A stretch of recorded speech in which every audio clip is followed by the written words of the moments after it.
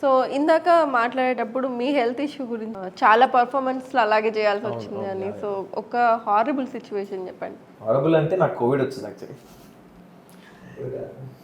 ఆ టైంలో. ఓకే.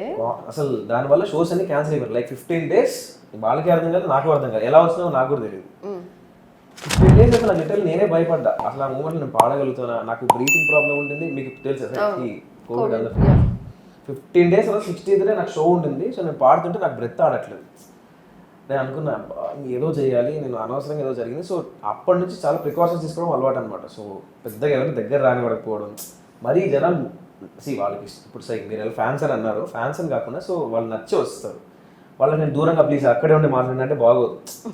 ఇది ఎలా మీరే చెప్పండి, చాలా వాళ్ళే ఫీల్ అవుతారు, వీడికి ఏంటి ఇంత యాటిట్యూడ్, ఆ ఫీలింగ్ ఉంటుంది. సో నేను ఏం చేశానంటే సో దగ్గర అయినా so thank you so much, don't mind, నేను బాగాలేను, దానివల్ల మీకే సో ప్రశాంతంగా అందరికి చెప్పి పంపించేవాడు అనమాట. సో తర్వాత కొంచెం నేనే చాలా హెల్త్ చాలా క్యూర్ చేసుకోవడం, బెటర్గా ఉండడం, వీళ్ళు హెల్ప్ చేయడం, ఇలా ఉండు, నీ లైఫ్ స్టైల్ చేంజ్ చేసుకో.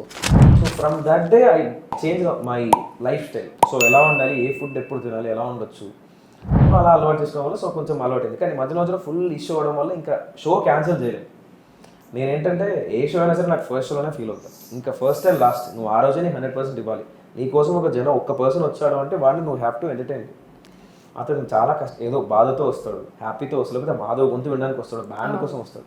సో ఇన్ని రీజన్స్ నా మైండ్లో ఉంటాయి. సో నా ఒక్క దాని వల్ల బ్యాండ్కి ఒక చెడ్డ పేరు రావద్దని నేమ్తోనే నేను ఎలా అయినా వచ్చేస్తాను అనమాట. అలా చాలా జరిగింది.